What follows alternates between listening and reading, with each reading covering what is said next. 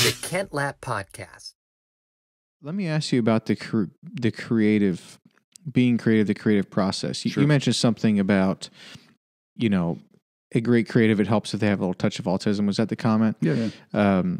Recently, there is a singer, which you may or may not have heard of, called Post Malone. Mm-hmm. And he has a song that I guess he's pretty famous now, but I think he has a song that's super famous, Sunflower and Circles, and he's got a lot of his songs have bad language in, but I think those two are clean. And he was on an interview somewhere and mentioning that his process for writing songs is basically smoking a whole bunch of cigarettes and drinking a whole bunch of Bud Lights, and it brings out a song. And he didn't mention drugs, but I mean, for sure. I mean, there's so many, of these great songs and great artists through the years that drugs were a part and alcohol was a part and tobacco was a part of that song. Like, take the drugs away, you might not have that song. What is it about that? Is it just kind of change your thought process or kind of change your state of mind? Does it free things up? Does it allow you to somehow be creative in a way that if you're just sort of in this logical kind of, I guess, right, quote unquote, right frame of mind, that you just can't get there? Yes, is the answer. It frees things up. It's a cop-out to say that's the only way you can be creative, because it's not. But yeah, it takes away the day in and day out thought of bills and requirements and things, and you can listen. I believe creativity is all around us, and it's tapping into it.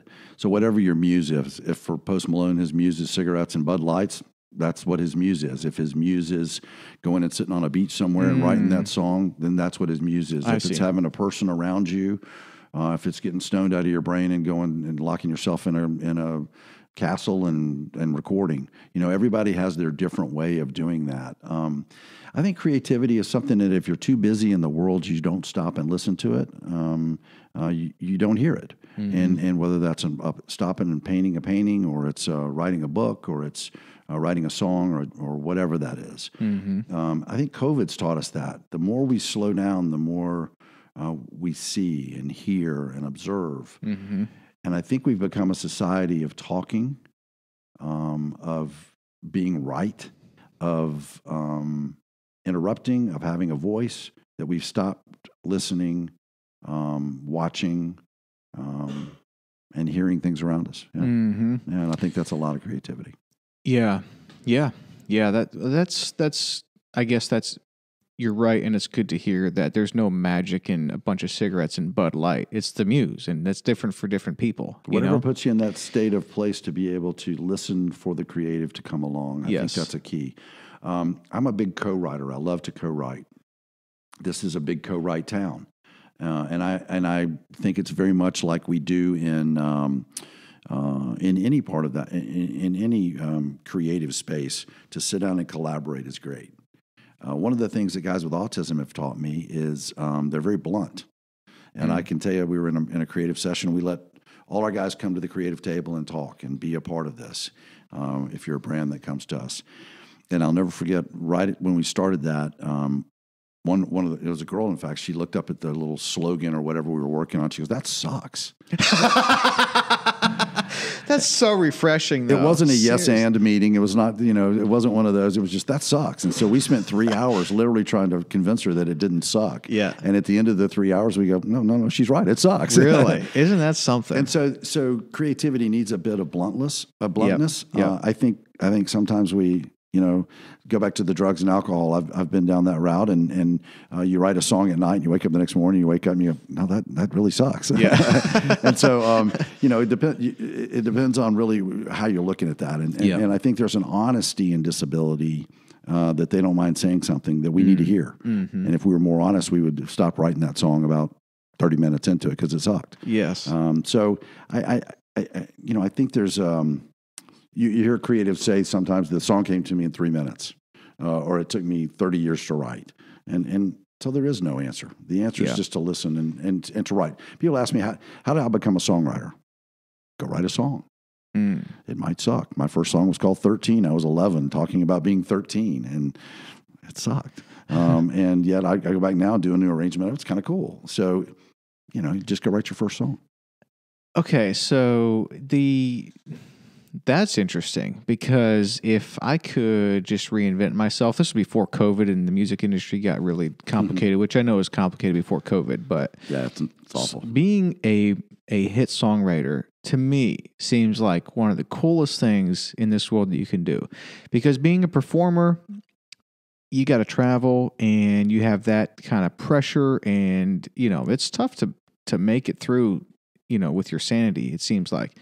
But being a songwriter and writing hit songs, you know, getting to write songs with a co-write or at a cabin somewhere or at the beach or whatever, that just seems really, really cool. Yeah. So to be a songwriter, you just got to go write a song. But also, there's a difference between when you say writing a song, you mean the lyrics and the music and everything, right? Not just the lyrics. Right. Yeah, exactly. So you're writing a poem without music. I'm definitely out at that point. Well, you know, but you find a co-write. Like back in y'all don't remember him, but a guy named Billy Dean back in the day. Billy and I used to love writing songs together. He was a big artist in the early 90s, a country artist, and we wrote a lot of songs together. And we just loved being together. We like going out and riding four-wheelers and hanging out and doing things. And so, yeah, a day of songwriting would be going out and writing a little bit in the morning, going out and eating some lunch somewhere and doing that, and then coming back that afternoon, riding some four-wheelers, picking the guitars up again and writing.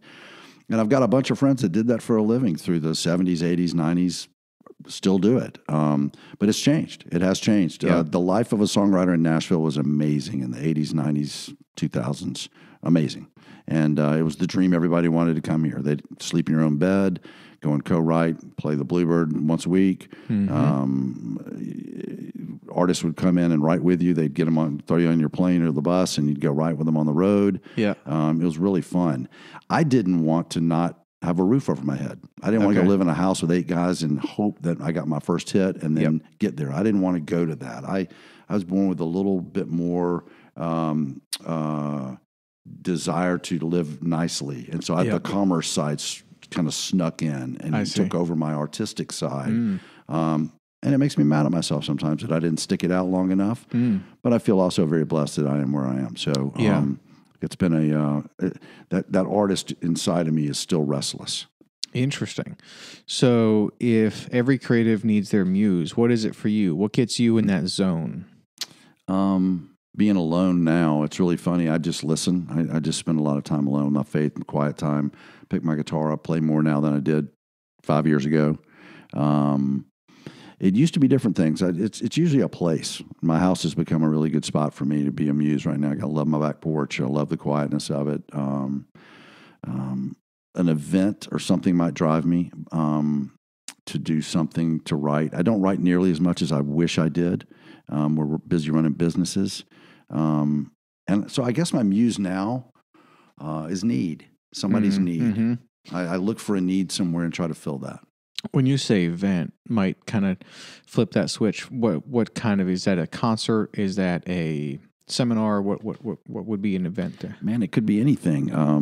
It may spawn a line, or I hear something, somebody say something, or a thought, or COVID, or I see. A major event. Almost like a major life event, or it could be, or it could be something I hear on TV. You never know. I mean, a writer will tell you he gets ideas everywhere. Another thing about being a writer is you got to go read, go consume. If you're just in your own head all the time, you're just spewing stuff. But it helps your craft to read. Anything that you want to output, you need to input. Want to be a great athlete, you got to put the right things in your body. You want to be a good writer, you got to read well. I'm a big believer in that you get out of it what you put in it.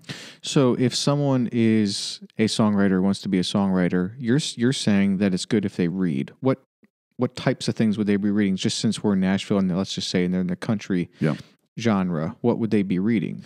Well, country's changed, man. Country's so changed. I mean, it's a different animal. And a lot of my friends that were really big hit songwriters in the 80s and 90s hadn't got a hit in the last 20 years because they don't write bro country, or the last 15 years. It's just changed.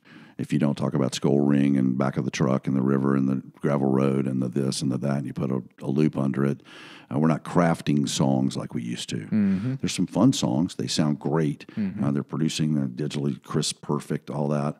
but it's not that well-crafted song like country music used to be. Sure, that makes sense. So I would, what do you read? Everything. Okay. One of my favorite writers is a writer named Bob McDill, and Bob wrote a ton of. He's had 25 number ones, maybe 30 number ones. I'm going to call that wrong, but wrote Louisiana Saturday Night and Amanda and just hit after hit after hit, and he worked hard at it. But he read a lot of Southern. All his songs were very Southern, so he read a lot of Southern artists. I mean, a lot of Southern writers. Again, what goes in kind of comes out. Yeah, right.